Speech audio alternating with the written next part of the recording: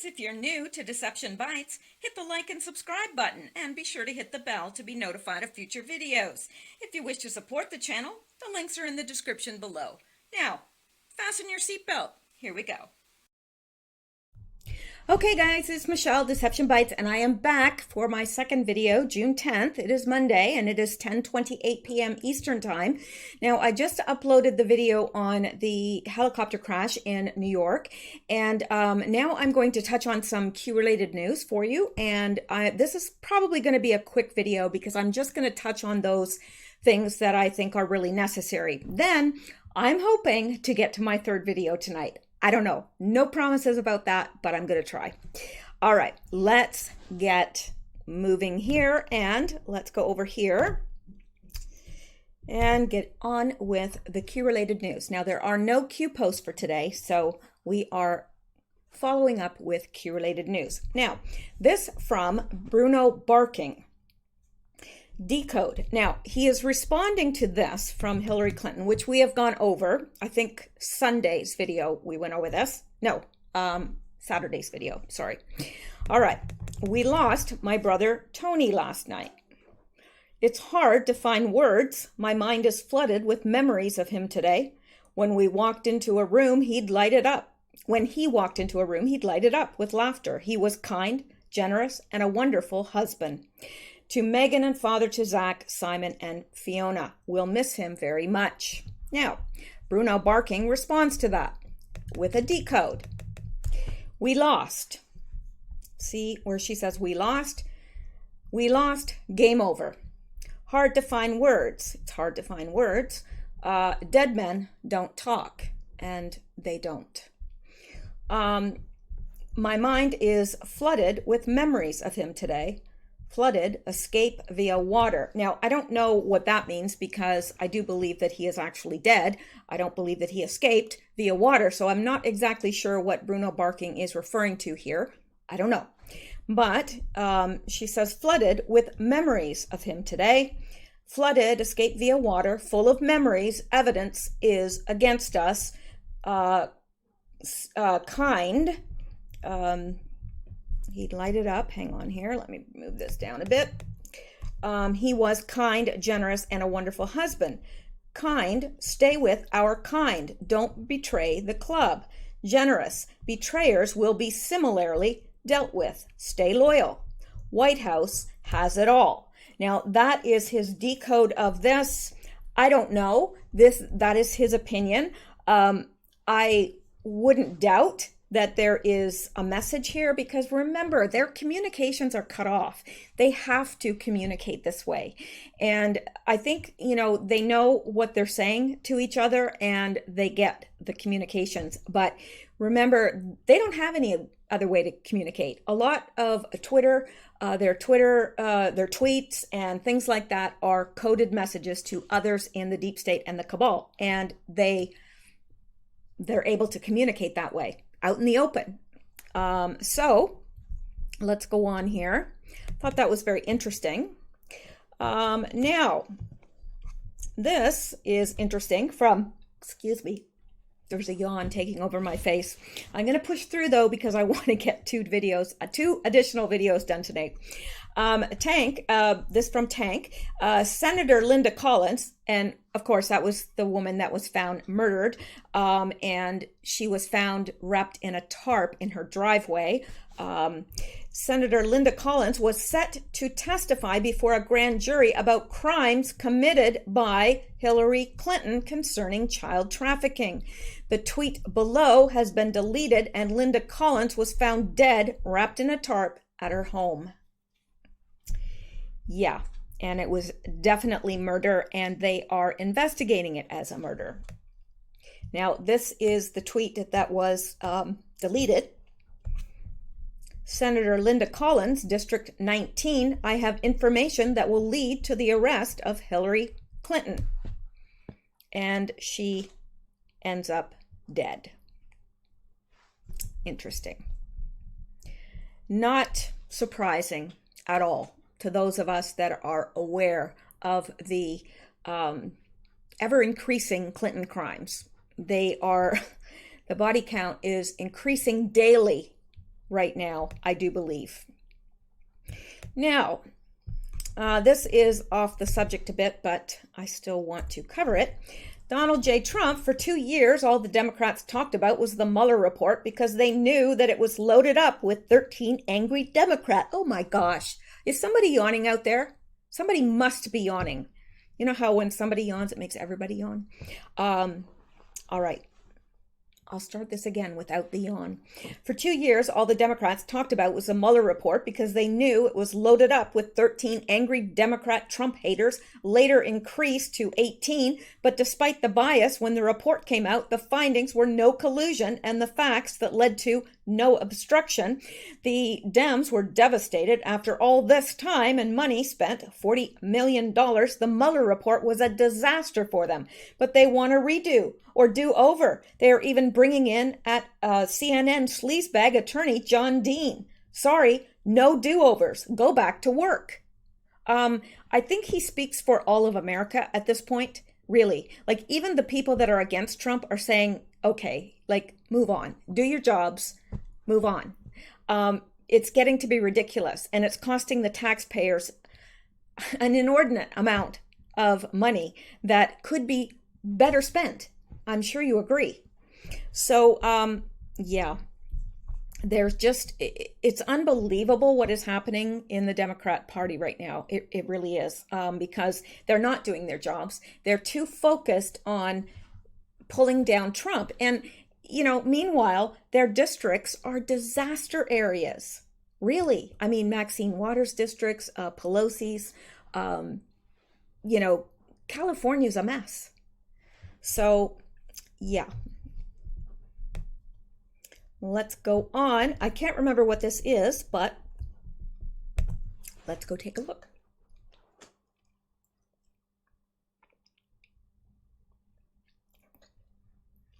Oh, yes, yes, yes. This is very important. Very, very important. Why isn't this being reported? Antifa member attempted to chain the doors of a classroom at the University of Washington to imprison a group of UW conservatives that were holding a meeting. This isn't just silencing free speech. This is terrorism. I agree, and I don't know why this is not being reported. I wonder why. Let's go back here. I want to say something. It can be a little bit terrifying going up against groups like Antifa. I personally... Antifa!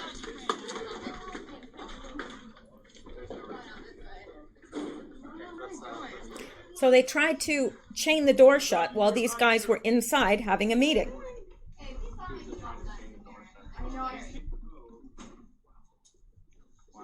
That would have been effective. You got that? So look, nice. Let me show you guys something. This is how much they're afraid of us. They tried to lock us in here. They tried to chain the doors on us. That too. Question: can anybody identify the person who they saw with the chain? He had a Can anybody? What's clothing? Well, well, well. That didn't work out too well for him, did it? I'm trying to cooperate. You guys are not over here with the Coca-Cola. That's correct. So they're talking. Are you Operation Goldfish? Yeah. We would ask as our guests to stop antagonizing the situation. We're not trying to. You're succeeding at it, nonetheless. How so? Wow. So, yeah, gee, can't imagine why that didn't make the news. I would think it would be newsworthy. What were they planning on doing once they had them locked inside the room? Yeah, that could be dangerous. What if somebody inside had a medical emergency or had to go to the bathroom? Anyway, they don't seem to care about things like that. All right, we're going to look at this, and thank you for the person that supplied this to me. I was talking about this in the video from Saturday about Ebola and how they have the world population forecast for 2025 is quite alarming. And I have to ask, what do they have planned? Well, let's take a look at this. I think you're going to find this pretty amazing and terrifying. All right. Now, these are all the countries and listed and what the projected population is for the year 2025. And as you can see by the red, most of these countries, not all, but most, are projected to have a huge decrease in population. Now, let's look at this. Let's look at the United States of America. I think that interests us all, but I am going to cover the other main countries that my listeners are from because I think that you will be quite interested in this. So the United States is going to be down.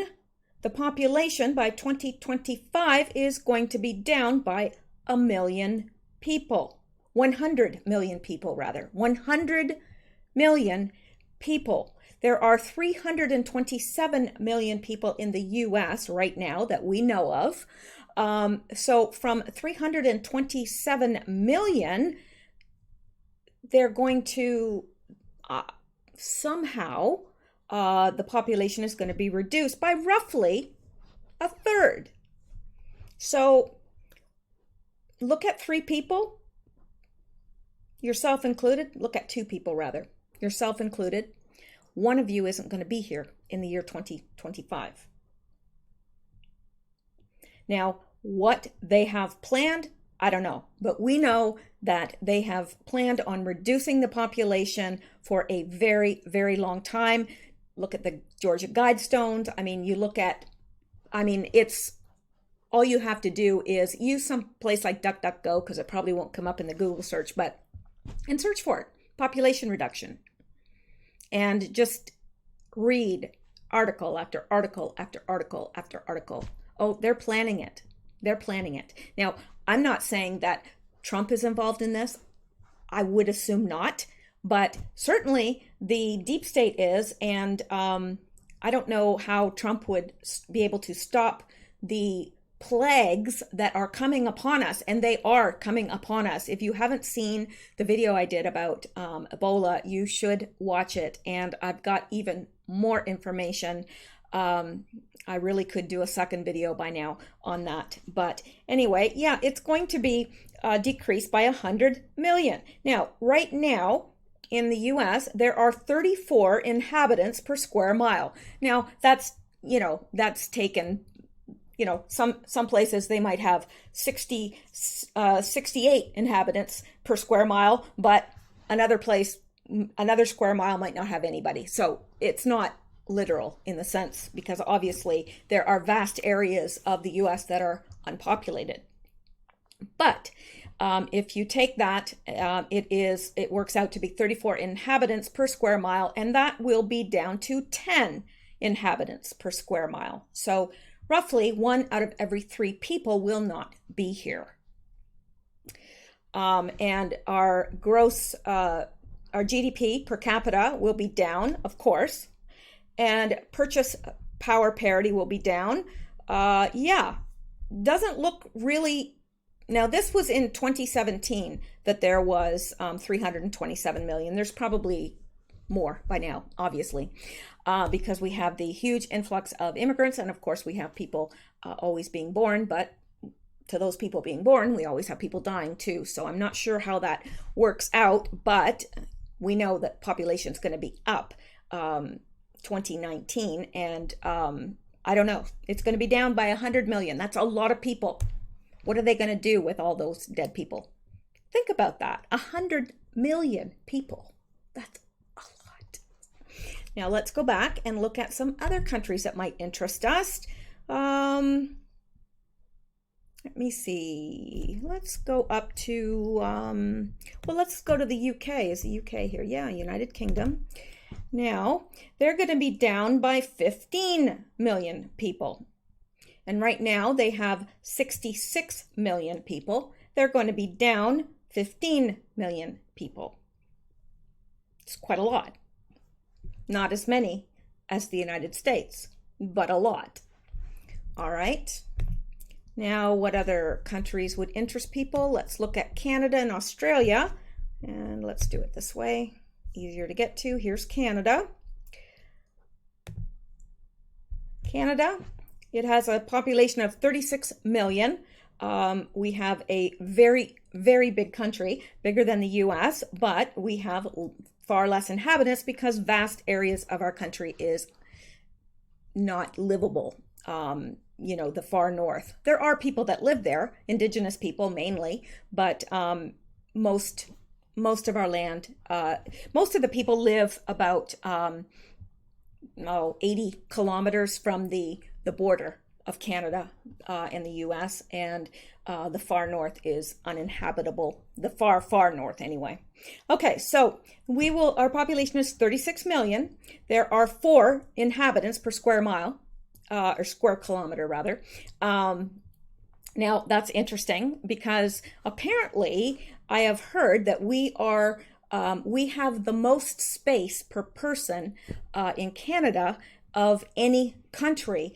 And that is why when I immigrated to the United States, I had a very hard time. I felt like people were in my face all the time because Canadians have the largest personal space of any people group on earth. And I really did. And I mentioned that to several people. And then someone told me that, and I looked it up, and it was true because I thought, I feel like Americans are always in my face. And it's because we have more personal space because we're used to having that. So anyway, yeah. And I mean, I've gotten used to that now. I love Americans. I absolutely love Americans. And I came back and probably people were backing off from me because I was in people's face. I don't know. But anyway, we will, by 2025, we will only have 3 inhabitants per square mile. And we will be down 26 million people. For our population, that is alarming, frightening. There's not a big population. There's 36 million people in Canada, and it's going to be down by 26 million people. So Canada's going to be almost wiped out. Why? I don't know. What's going to wipe us out? There's only going to be 10 million people left here. That's not a lot. When you consider how much land mass we have, not a lot. I mean, we have more land mass than the US. It's a lot of land mass. And I just wonder, what do they have planned? That the population is going to be this low by 2025. What's going to happen? Well, I think I know. I think that it is the coming plagues. I do. I really do. And I'm sorry to say that if it frightens anybody, but I say that because we need to be prepared for what's coming, and it is coming. It's here. It is here. All right, now let's go back and let's look at Australia because I think that would be, I've got a lot of people from Australia here that listen. Okay, let's go down to Australia. And they have a population of 23 million, less than Canada, and they're going to be down by 15 million. Wow. Think about that. That is, that only leaves, if I'm reading this correctly, it only leaves 5, 6, 7, 8 million people left in Australia. They have 3 inhabitants per square mile. Wow, they have actually, interesting, they do have less, because we have 4 per square mile, they have 3. So actually, it would be interesting to find out if Australians also have that large personal space needed. Anyway, they are down 15 million and there will only be 2 inhabitants per square mile. I don't know what other countries you want to look at. Those are the main countries that, let's look at New Zealand. That might be interesting as well. Or it might not, I don't know, but let's see. Now some countries, I wanted to point this out as well, because most countries are going to go down, but look at the countries that the population is going to go up. Algeria, Bangladesh, Bhutan, Bolivia, Botswana, Brazil, Burma, Cambodia. Odd. Very odd. And Cape Verde, Central African Republic, Chad, Chile. China is going to be down a whole lot. Let's look at China. Yeah, they've got They've got 1.4 billion. And they've got 1.4 billion, and they're going to be down by 1.4 billion. And right now they have 144 inhabitants per square mile, and they're going to be down 142 inhabitants per square mile. So there will still be some people there, but it will be extremely, extremely sparsely populated. Why? And yet, look at this. Their gross national product will increase. Their GDP per capita will increase. Well, yeah, because there's no people there. Purchase power parity. Very odd, if you ask me. And let me see here. Let's go down to... so China will be really... but Colombia, Comoros will be up. Costa Rica will be up. The Ivory Coast will be up.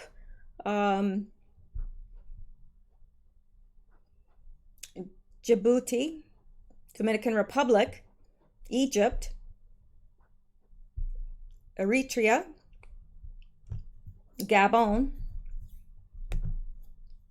It's a little strange if you ask me. Germany will be down. Georgia will be down. Ghana will be up.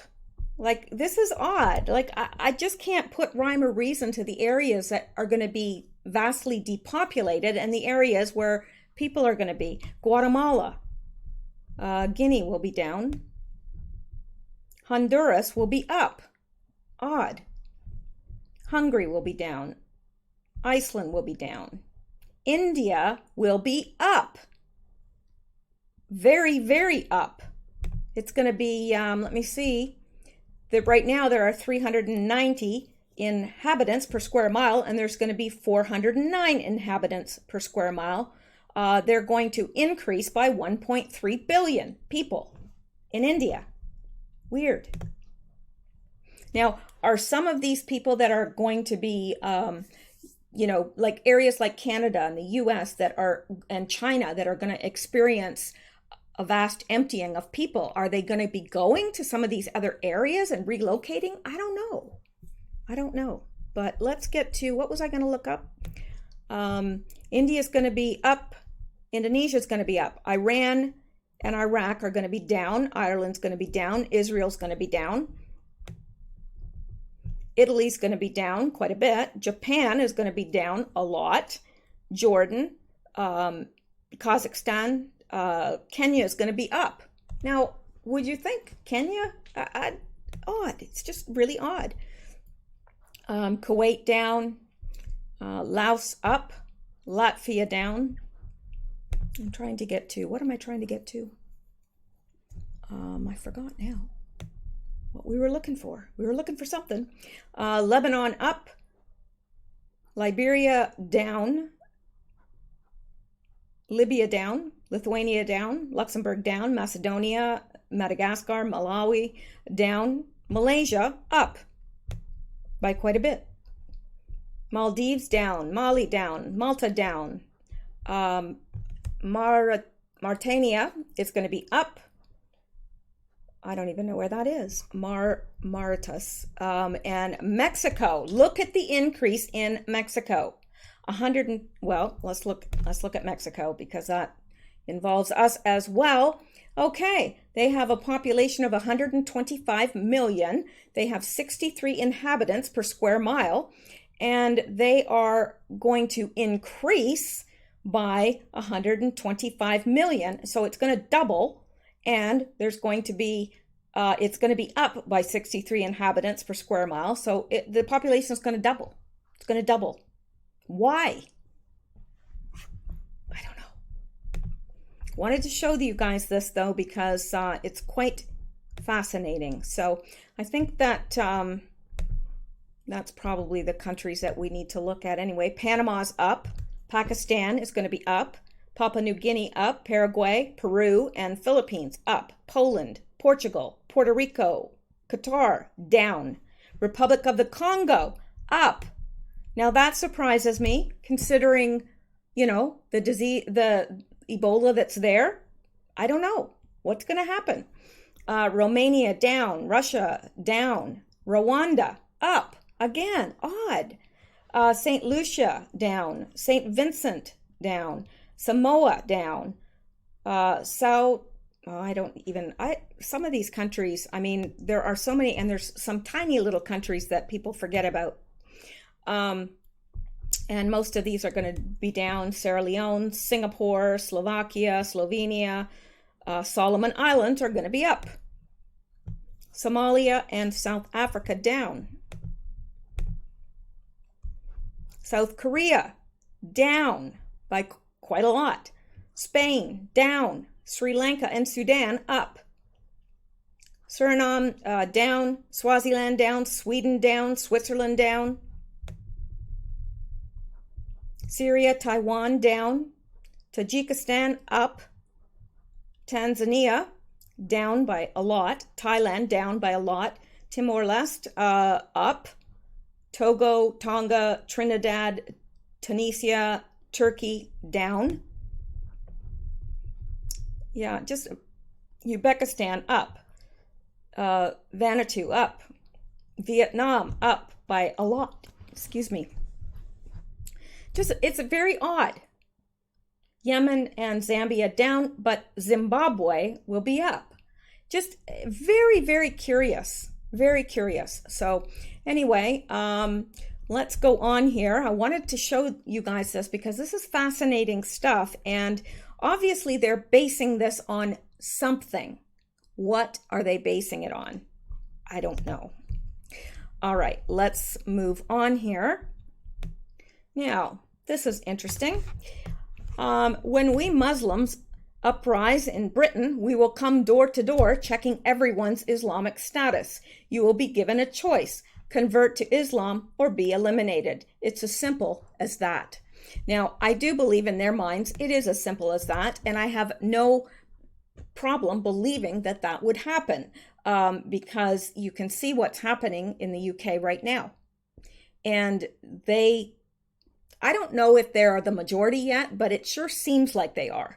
When people are loud and pushing for their rights, it seems like they're the majority, even though they may not be. But I'm telling you, if there's an uprising in Britain, it's not going to be pretty. And the same thing will be coming here because we are letting more and more radicals into the country. Now, here is something very interesting as well. John McAfee, and I do believe, because it says official McAfee, that this is the person that invented the McAfee virus software. I have it on my machine here. And anyway, this is interesting. He's saying, I've collected files on corruption in governments. For the first time, I'm naming names and specifics. I'll begin with a corrupt CIA agent and 2 Bahamian officials coming today. If I'm arrested or disappear, 31 plus terabytes of incriminating data will be released to the press. Wow. Isn't that interesting? Yeah, John McAfee, computer guy. He says, I'm naming names and specifics. I'll begin with a corrupt CIA agent and 2 Bahamian officials. Wow. All right. Now, let's move on to the next thing. Okay, I've got to remember. Oh, yes, how spies foiled London bomb factory plot. Breaking at Telegraph reports that for at least 3+ years, the UK government has not published that in 2015, weeks after Iran deal was signed, terrorists linked to Iran were caught stockpiling tons of explosive materials on the outskirts of London in a secret British bomb factory. Yeah, that's pretty interesting. And I didn't want to get into specifics about that because there's just too much other stuff in the news, but that is very interesting. And why? Why would they keep that out of the news? I can't imagine. Must be a reason. Maybe they don't want to upset their new inhabitants, the refugees. Perhaps. I don't know. Okay, now look at this.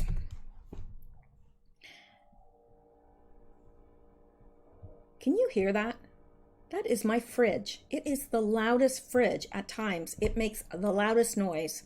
It sometimes wakes me up. That's how loud it is. Anyway, that's neither here nor there. Well, it is here. It's not there. Okay. Trump calls for banned conservatives to be reinstated by Twitter. Well, let's see if that happens. I'm not holding my breath. This was June 9th, yesterday. President Donald Trump called on Twitter to restore accounts of conservatives who have been banned from the platform in recent weeks, continuing his longtime criticism of social media censorship. In one post, following a string of tweets on Mexico's immigration deal, Trump cited freedom of expression and said the social media platform is making a major blunder with what he called the bias banning of accounts. Twitter should let the banned conservative voices back onto their platform without restriction, he said on June 9th. It's called freedom of speech. Remember, you are making a giant mistake. Trump didn't specifically name the conservatives he wanted to be reinstated, but he lamented previously about the account of actor James Wood, who was banned in May, along with a number of other conservatives. At that time, Trump described the account bans as very unfair and accused social media companies of working with the fake news media and the Democrats. A representative for Twitter told the Epoch Times in an email on June 9th that the company enforces the Twitter rules impartially for all users, regardless of their background or political affiliation. We are constantly working to improve our systems and will continue to be transparent in our efforts, they wrote. Now, of course, you and I know that that is hogwash,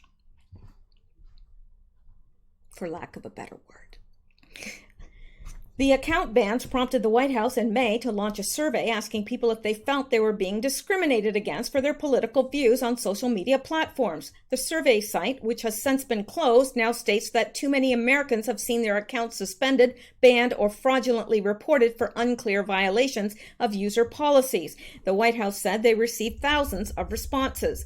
The president, who has frequently used Twitter to communicate his ideas directly with his more than 60 million followers, met with Twitter CEO Jack Dorsey on April 23rd, saying they discussed a range of subjects on the same day of the meeting. Trump wrote on Twitter that there were big complaints from many people about the censorship and noted that Congress should be involved. In an interview with CNN last year, Dorsey said the majority of the company's employees share a left-leaning editorial bias. In response to the censorship accusations, Dorsey said employees were trying to operate with impartiality. I don't believe that for a minute.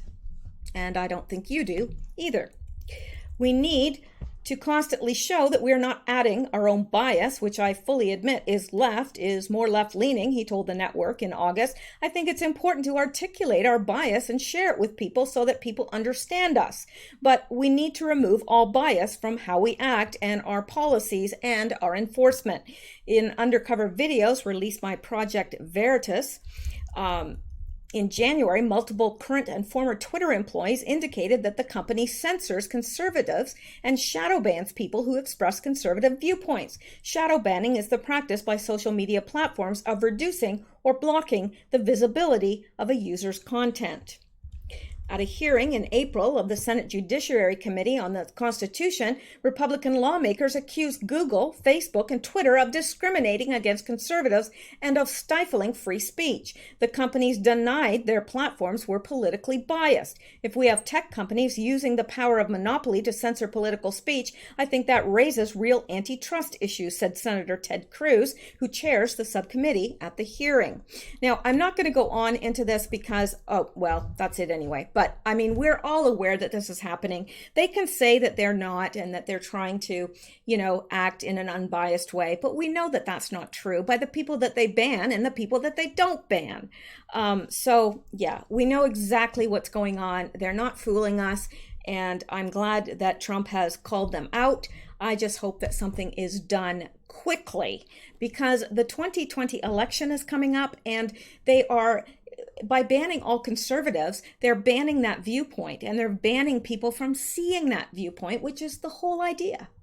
So there you go, and let's go on here. All right.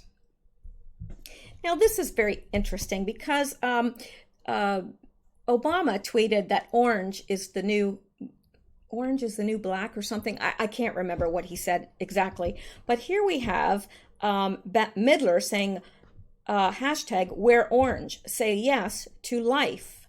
Now that's interesting, isn't it? Because since when does orange mean life? And this person, 40 Head, says, I know why the deep state is using wear orange and choose life. The evildoers are facing indictments for crimes against children and acts of treasons. Suicides are happening. Their cohorts are encouraging them to take the orange prison suit and not kill themselves. Now, I happen to believe that that's true, because wear orange makes no sense, and say yes to life makes no sense in relation to orange. So yes, and interesting that the orange cape here is around a dog. Now, I know you're saying, so what? Well, you're going to have to watch the next video to know what I'm talking about here. But trust me, it's very curious indeed that Bette Midler has a picture of a dog wearing an orange cape. Very curious indeed. All right, now let's go on. All right, let's look at this. Very strange things happening. Very, very strange things. Chicago woman mysteriously dies, hang on here, on flight from New York to Dubai. A 40-year-old Chicago woman reportedly fainted twice and suddenly died just minutes after she got off a plane from New York City to Dubai in the United Arab Emirates. Brandy Hodges, 40, was traveling with her sister and was said to be in good health when she passed away, according to her cousin, ABC 13 reported. My sister called me at approximately 1:30 this morning, Gloria Ray Banks, the cousin, told the news outlet. Watch American, well, we don't need to read that. It's all included here. Ray Banks recalls that Hodges had complained of not feeling well as she and her sister departed the plane, so they sat down and Brandy fainted, Banks told the ABC affiliate station. So then my sister went out and got one of the flight attendants. After she woke, Hodges was given ice and oxygen, but she again fainted. Paramedics then took her into an ambulance, but her sister apparently never saw it leave the airport, Ray Banks said. So this is the woman, and she does look pretty healthy and vibrant and young. Very odd. Now, it says she's 40. She doesn't look 40 to me, but that's great. Well, not so great now. After so many minutes and they didn't pull off, my sister looked back to see why they had not left. Brandy wasn't back there, she said. Hodges was taken into the airport's medical room, and there they tried to resuscitate her, but were not successful. Her cousin said it will cost some $6,000 to get Hodges' body back to the United States. She said that due to holidays in Dubai, many businesses aren't open, meaning that her body won't be returned to the country until later in the week, it was reported. And Hodges said her sister had flown on the Emirates airliner. The flight took about 13 hours. Over the weekend, a pilot and passenger were killed in a small plane crash. Okay, this seems to be something entirely different here. So anyway, very odd.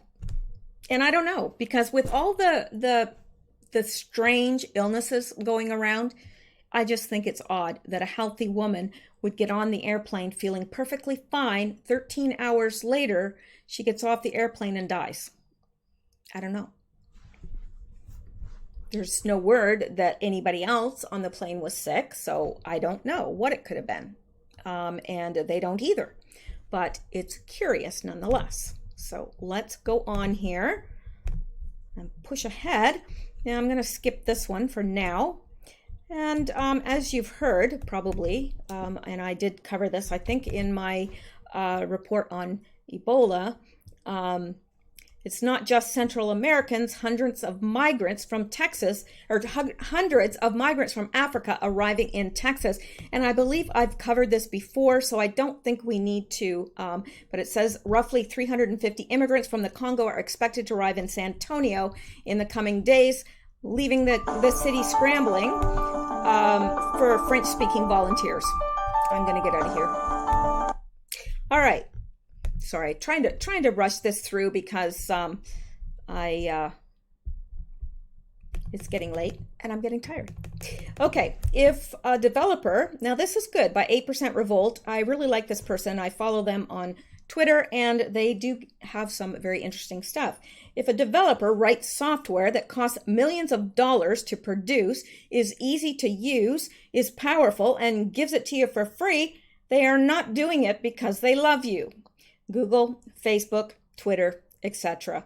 That is the truth. Now, I think I skipped something here, and I need to get to this to see if it's something we need to cover. Yes, look at this. Senate Democrats, Americans have obligation to give amnesty to foreigners. Really? I guess, senators like Dianne Feinstein they don't really care about the safety of Americans.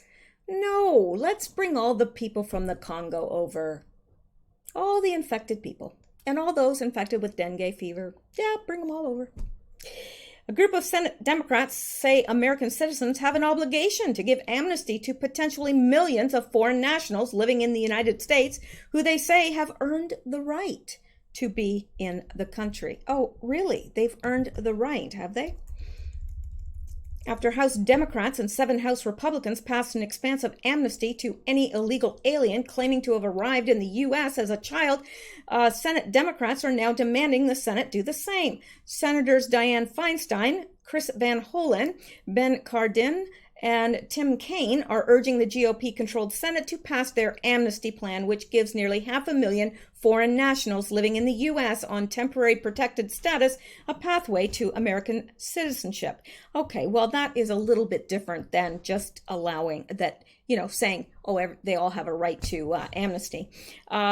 These individuals have lawfully lived and worked in the U.S. as our neighbors sought refuge in the U.S., we have an obligation to take action and give needed predictability and safety to people who are in an uncertain status. We need to stand up for the American values of compassion and diversity that have made this country stronger.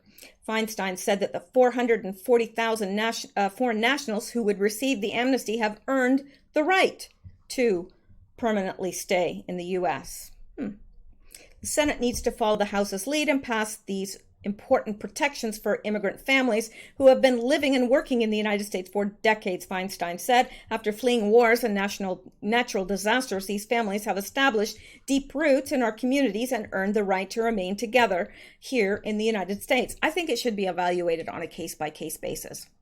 Because, just because they've been here for years, what if they're a criminal? What if they're, should we give them just automatic U.S. citizenship? No. So anyway, TPS has become a quasi-amnesty for otherwise illegal aliens created under the Immigration and Nationality Act of 1990, INA, that prevents the deportation of foreign nationals from countries that have suffered through famine, war, or natural disasters. Since the Clinton administration, TPS has been transformed into a de facto amnesty program as the Bush, Obama, and now Trump administrations have continuously renewed the program for a variety of countries. So, every year the U.S. admits more than 1.2 million mostly low-skilled legal immigrants who compete in the labor market for jobs against poor, working, and middle-class Americans. About 70% of legal immigrants enter through the process known as chain migration, where newly naturalized citizens can bring an unlimited number of foreign relatives to the country with them. Chain migration alone has brought about 10 million foreign nationals to the U.S. since 2005. So there you are. Seems to be lots and lots of consideration for the illegals, but not so much consideration for the homeless Americans and vets that are out on the streets and needing help. Yeah. Okay. And I'm not going to go to this, but of course we now know that McCabe Comey's draft statement exonerating Clinton was 2 months before her FBI interview. And I think we all know that by now, but that is coming out in the news. That was out on Sunday. And this, interesting, Pakistan, offended Muslims riot after Trump cut the $200 million aid. Now they hate America for free. Now, I love that. That is just awesome. Yeah, now they hate America for free, whereas before they were paid. We paid them and they hated America. So, yeah, so they're offended and they're marching. Yeah, they want American money, but they hate America. Now, here's something else that's curious. Anthony Bourdain, remember? You know, the guy that died. I will have information that will lead to the arrest of Hillary Clinton. Sounds like the senator that just was found dead. Yeah. That was the 5th of June, 2018. And then look. True, Anthony, or Tony, was suicided 2 weeks after his girlfriend went on stage and told everyone at Cain's that Harvey Weinstein raped her at Cain's when she was 21. She also accused most of the audience of the same behavior. Then Tony tweeted that Hillary eats babies and puppies. Yep. Don't know. I found this. This person calls himself the Ministry of Truth. Whether they are or not, I don't know. But apparently he tweeted out that he had information that would lead to the arrest of Hillary Clinton. And 2 weeks later, of course, they said it was a suicide. Yeah. I don't believe it. Do you? And America Anderson said, true, he said that. I remember reading it and thinking that he's a goner. 3 days later, it was so. Okay, so it was 3 days later after he tweeted that he was found dead. Compare that tweet date, June 5th, 2018, to his death, June 8th, 2018. Interesting. So now we know why Anthony Bourdain was murdered. And this, by Jack Murphy, A.G. Barr compares his return to the DOJ to the D-Day invasion. Gee, that's interesting, isn't it? Yeah, the D-Day invasion. That is interesting indeed. May his return to the DOJ lead to our freedom in America and the incarceration of the deep state. And this is interesting too. Mexican authorities begin arresting illegals riding the Beast train to U.S. Hundreds seen scampering. That's good news. And also we have this.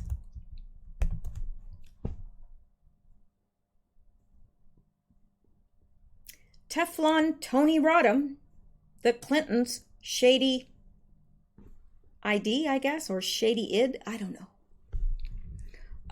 Now this is very interesting because, of course, this is Hillary Clinton's brother that died.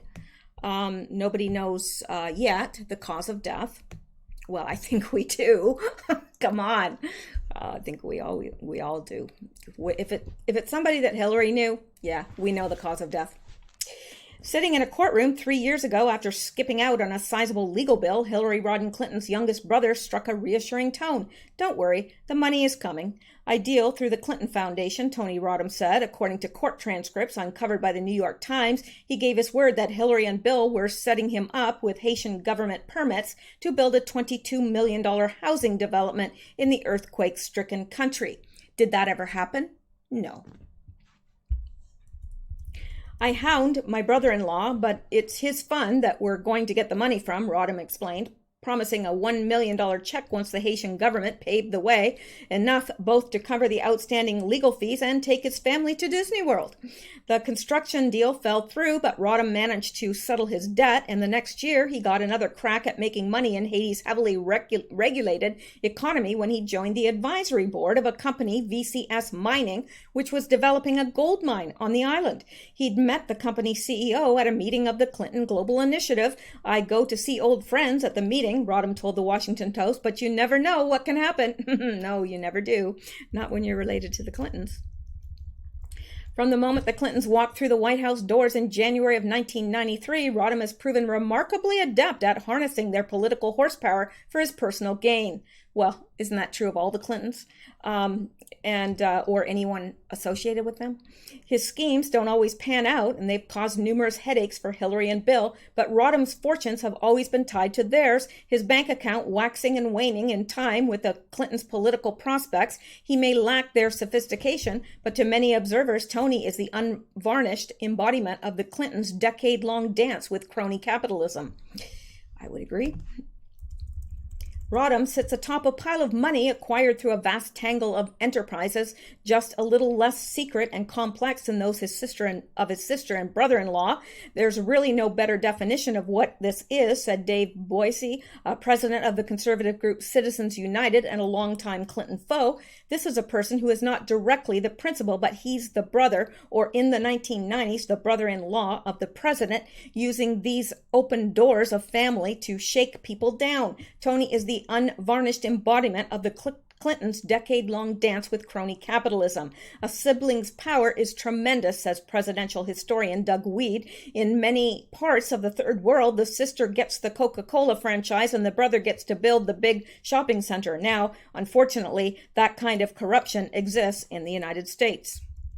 Reporters understand that presidential siblings sometimes behave badly and are naturally reluctant to press too hard on a politician's family. Recent news that Rodham, in cahoots with Virginia Governor Terry McAuliffe, received special favors from the Department of Homeland Security to secure visas for foreign nationals came and went with little fanfare. But as Rodham's malfeasance becomes more brazen once again in the wake of his sister's presidential run and the Clintons reel over scandals involving their own money, some wonder if that era of invulnerability is nearing its end. Now, this is an older article, but it absolutely, now this is from May 28th, 2015, but it's relevant because we now have his death. So,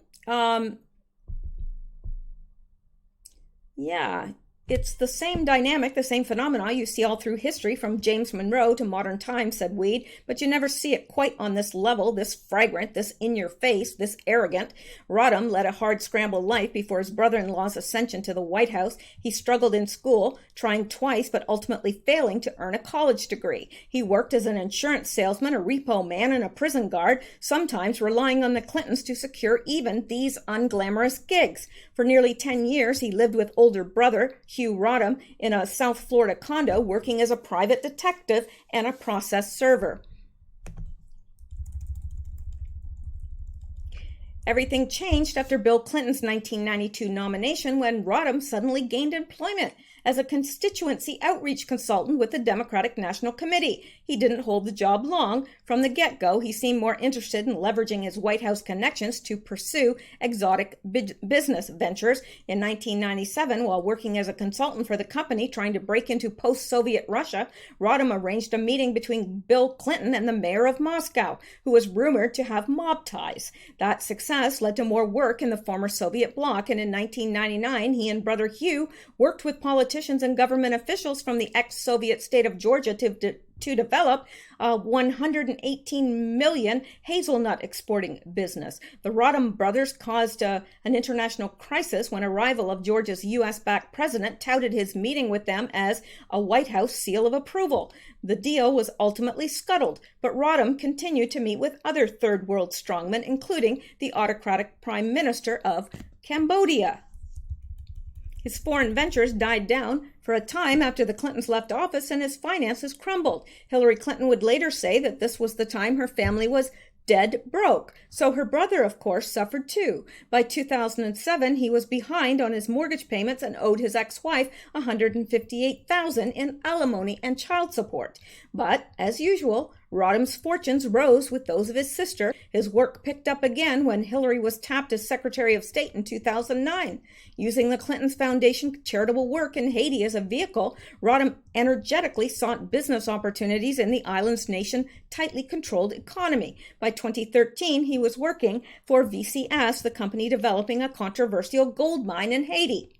The mining company CEO told the Washington Post that the family ties had nothing to do with Rodham's hiring, explaining instead that Rodham's work at investment firm Gulf Coast Funds Management gave him access to the investors needed for the Haitian project. This isn't, oh, that stumbling, bumbling brother, that this rises to the level of potentially illegal activity. Rodham was hired as president and CEO of Gulf Coast Funds in 2010 by its then chairman, Terry McAuliffe, a longtime Clinton friend and ally who was elected governor of Virginia in 2013. The group worked to secure U.S. visas for wealthy foreign investors, primarily to fund McAuliffe's green energy company, Green Tech Automotive, which itself drew scrutiny from multiple federal agencies. When the Department of Homeland Security blocked the visa of one Chinese investor due to national security concerns, Rodham and McAuliffe pooled their political clout to pressure Deputy DHS Secretary Alejandro Mayorkas to grant the request. The department's inspector general found evidence of ethics violation and improper political influence, sparking a massive scandal and setting off investigations from the FBI and SEC. This isn't, oh, that stumbling, bumbling brother, says Bossy. This rises to the level of potentially illegal activity. Reached for comment, Clinton campaign spokesman Nick Merrill recycles a statement first provided by the New York Times. Secretary Clinton loves her family more than anything, he says. Her brothers have always been there for her, and she will always be there for them. Each, though, have their own lives, their own jobs, their own ups and downs. It is for them to decide how much of their private lives to share publicly in the context of their sister's campaign. Former Clinton White House counsel and friend of the family, Lanny Davis, speaks to National Review on behalf of Rodham himself. Tony lives his own life, he says in a statement, and while these charges are false, the same innuendo contradicted by the facts, he is not going to comment as part of a political charade. Rodham hopes his desire for privacy is understood by both the Republicans and the media. Davis continues, but either way, he plans on vigorously guarding his own family's privacy by not responding to purely political attacks on someone who is not a political official and no longer alive. Now, I'm not going to read the rest of this because that is pretty much it. So, yeah, well, let's see here. Well, no, it's not related. So, all right. So, kind of explains to you, I mean, that's just from 2015. Who knows what he's been involved in from 2015 on? And of course, we know that he was involved in Haiti. So, yeah, I think he was murdered, personally. That's my opinion. And we are all entitled to that opinion. But I think it is it's an opinion based on fact. So I'm not just pulling it out of nowhere. So anyway, let's go on here. I think that might be it, or it might not. But if it's not, I might leave the rest for another day. Now, this as well, this is, I think, the last thing to be covered by Dutch Sense. And I really appreciate this guy. He's really on all this stuff. But alert, an extremely large volcanic blast has occurred in Indonesia at Mount Sinabung. Sounds like Cinnabon, except it probably not as tasty. Going up at least 55,000 feet or 11 miles. This is the largest blast I've had to report on. More to come as information becomes available. So that is a very significant eruption. I'm not sure how that affects the atmosphere or anything else, but I thought I would mention it because it is unusual for something that huge. All right, now that is it. And I don't think I'm going to go on to the third video tonight, but I will bring that video to you tomorrow night. that video, and along with any Q related news that I come across. But that video will probably take the good part of an hour to go through, and I just don't think that I have the energy to do it at this point. So I will bring that to you tomorrow. You can look forward to it then. It's very interesting. I think you'll find it very interesting. And I'll also bring you the Q related news or Q posts if there happen to be any.